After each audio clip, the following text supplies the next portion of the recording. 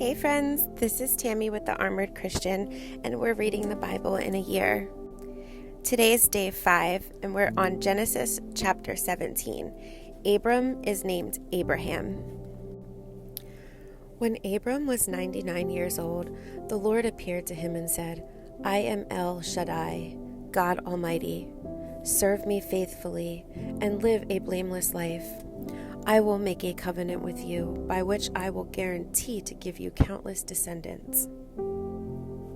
At this, Abram fell face down on the ground. Then God said to him, This is my covenant with you. I will make you the father of a multitude of nations. What's more, I am changing your name. It will no longer be Abram. Instead, you will be called Abraham, for you will be the father of many nations.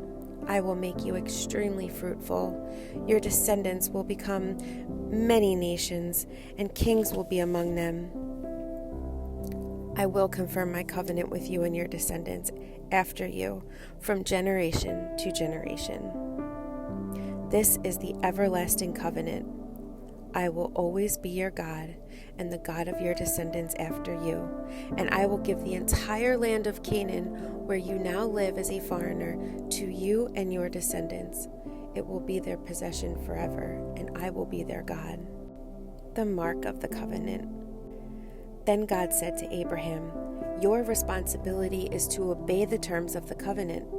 You and all your descendants have this continual responsibility. This is the covenant that you and your descendants must keep. Each male among you must be circumcised.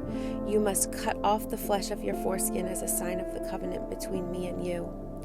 From generation to generation, every male child must be circumcised on the 8th day after his birth. This applies not only to members of your family, but also to the servants born in your household and the foreign-born servants whom you have purchased. All must be circumcised. Your bodies will bear the mark of my everlasting covenant. Any male who fails to be circumcised will be cut off from the covenant family for breaking the covenant. Sarai is named Sarah. Then God said to Abraham, Regarding Sarai, your wife, her name will no longer be Sarai. From now on, her name will be Sarah, and I will bless her and give you a son from her. Yes, I will bless her richly, and she will become the mother of many nations. Kings of nations will be among her descendants. Then Abraham bowed down to the ground, but he laughed to himself in disbelief. How could I become a father at the age of 100, he thought, and how can Sarah have a baby when she is 90 years old? So Abraham said to God, May Ishmael live under your special blessing. But God replied, No, Sarah, your wife, will give birth to a son for you. You will name him Isaac, and I will confirm my covenant with him and his descendants as an everlasting covenant. As for Ishmael, I will bless him also, just as you have asked.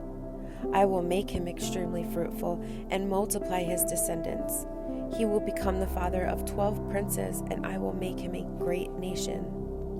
But my covenant will be confirmed with Isaac, who will be born to you and Sarah about this time next year. When God had finished speaking, he left Abraham. On that very day, Abraham took his son Ishmael and every male in his household, including those born there and those he had bought. Then he circumcised them, cutting off their foreskins, just as God has told him.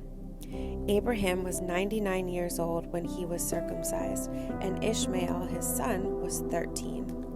Both Abraham and his son Ishmael were circumcised on that same day, along with all the other men and boys of the household, whether they were born there or brought as servants. All were circumcised with him.